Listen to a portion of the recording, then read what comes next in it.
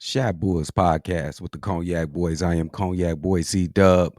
Hey man, AK and Mark Eversley got a rough job building the team to get us back to the promised land, bro. But what do they got to do for themselves to get better? We gonna talk about it, but we gotta hear the music first. Cognac gang.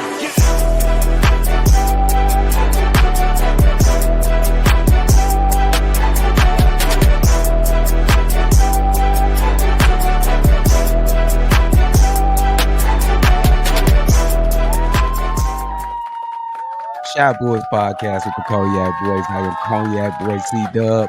Slow down. Hold on. Be cool, y'all. Holding it down for another episode of Shy Boys Podcast. If you like what you listening to, make sure you hit that like button. Make sure you punch that subscribe button. We on our way to 8,400 subscribers. We appreciate all the love you guys been giving us. Let's just keep it moving. Now on to the topic.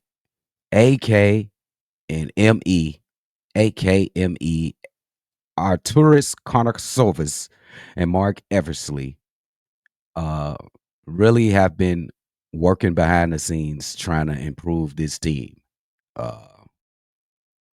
Through the draft, we got Noah Essengay, they got Montes Buzelis, but a lot of people have been really critical about the way the Chicago Bulls are going about building this team. And myself, I would like to give some simple advice to these guys.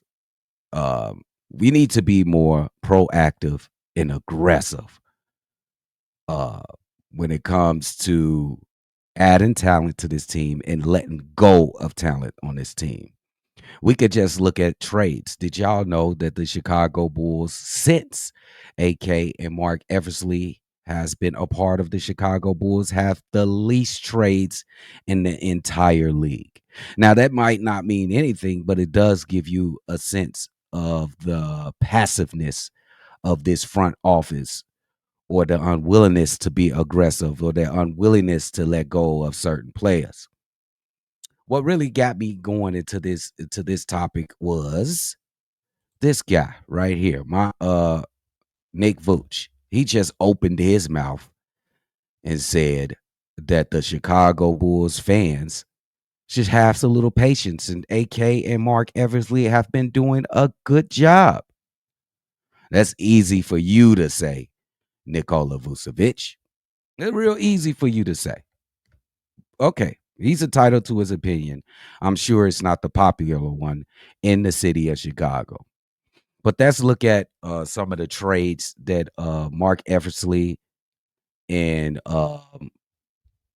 AK have done so far since being with the Chicago Bulls organization. Let's check it out. We see this first trade in March 25th, 2021. Nikola Vucevic entered the fray, since you want to talk. And Al-Farouq Aminu. They traded them off for Wendell Carter Jr. Was a nice young player, but he really his progressions was like slow. He didn't stop getting better. It was just too slow for the Chicago Bulls. They let go of Otto Porter Jr., who had a lot of injury problems. He was an okay scorer, but those injury problems really stopped his progression with the team. A 2021 first round pick and a 2023 first round pick. This was AK's first major moves aiming to make a playoff push. This is a good move. This is a starter. This is the outline with Nick Vooch. That same year, we acquired DeMar DeRozan, 3 years, $85 million. We got rid of Thaddeus Young, Al-Farouq Aminu, and a 2025 protected first round pick, and a 2022 second round pick, 2025 second round pick. Man, this was DeMar DeRozan. Y'all know what he did. King of the fourth. We got great memories with DeMar DeRozan. You continue to build your team. You're on your way. You're being very aggressive. You're trying to change the Chicago Bulls to your own, to your own team, and they are doing that. Then came the Laurie marketing trade, and this is a highly criticized trade when you look back at it. Derek Jones Jr., a first round pick via Portland, and we traded away Laurie marketing. Uh, Once he left Chicago, he became a 20 and 10 player. Uh, Brilliant from the three. He just transformed into another guy as soon as he left the Chicago Bulls. But nonetheless, we traded him, and we wanted to bring supporting pieces and complementary pieces to the Chicago Bulls. And AK and Mark Eversley thought that Derek Jones Jr. was a perfect complement for the team that they tried to build. And here it is. This is what was going to make that particular team go, and that was Lonzo Ball. And we traded him for Thomas Satoransky, Garrett Temple, 2024 second round pick in cash. And yes, this was probably their best move at the moment that they have made. I would say it was their best move. It's just unfortunate that he had those injury problems. But hey, man, we was looking in the right direction when you got Nick Vooch, DeMar DeRozan, Lonzo Ball, and Zach LaVine. You still had a young Kobe White. Um, you drafted Ayo Dosunmu as well in that draft. You had a nice team. Um, Obviously didn't work because Lonzo Ball got injured. Then we're gonna go. The team didn't work last year. You gotta break it up, bro. It took them what 3 years to break this team up. After the first 6 months, we only had 6 months of glory, and then we had been in regression for the last 3 years. So you decide to get rid of DeMar DeRozan. So in the three-team trade, you sent DeMar DeRozan to the Sacramento Kings. In return, we received Chris Duarte, who is no longer with the Chicago Bulls.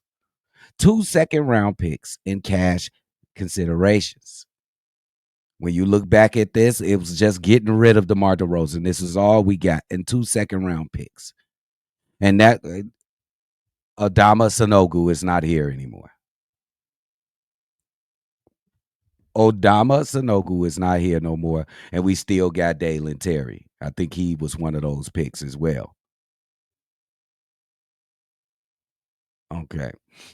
And then we go to the most highly criticized one, and that is the Alex Caruso trade to Oklahoma City for Josh Giddey. Oh man, this and including myself, I just thought that the Chicago Bulls could have got a draft pick for Josh Giddey. Josh Giddey was coming off I'm gonna have to say a bad playoff performance. Alex Caruso had one of his best seasons of his career prior to being traded. Um, I thought it was elementary that you can get at least a one first round pick in this trade, but the Bulls feel like they didn't need it. Um, Very disappointing trade for me. I still feel that way to this day. Uh, AK and Eversley, man, this is my advice to you guys, bro. Loyalty is about as far as you can throw it, bro. Forget the loyalty stuff. This is a business. We only worry about production. We must be proactive, AK and Eversley. Stop sitting back and waiting for things to happen and make things happen. Guys, we got to be more aggressive. And then you come out and postseason, postseason media press conference with an attitude. You mad at us because we getting impatient because we got to sit back and watch this shit. Don't get mad at us. You see, we loyal. We still showing up to mediocrity. We still showing up. You still one of the we still one of the leaders in attendance in the NBA. It's been that way. I don't think it'll ever change because of this and because of Michael Jordan. It won't change for a long time. I'll just say it like that.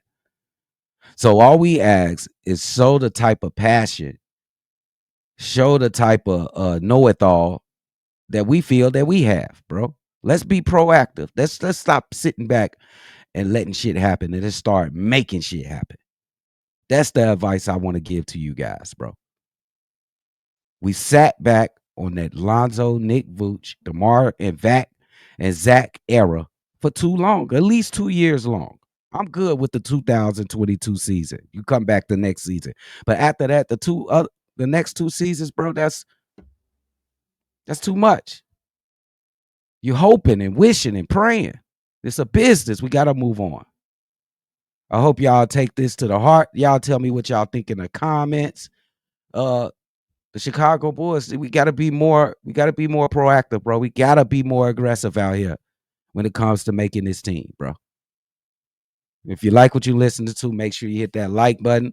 Leave the comments in the comment sections. I'm going to be in there, man. And I'm going to see y'all on the next one. For sure. Cognac.